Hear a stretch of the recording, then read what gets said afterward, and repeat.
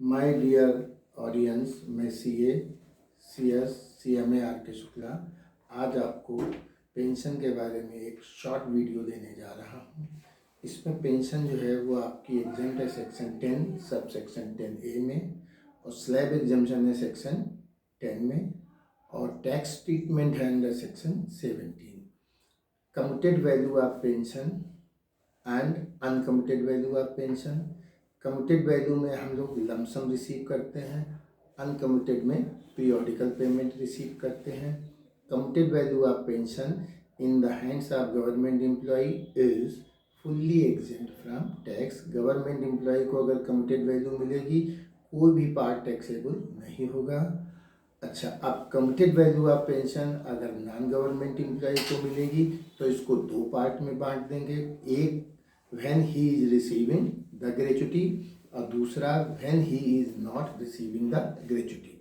If he is receiving the gratuity, 1/3 of normal pension would be exempt from tax and balance would be taxable.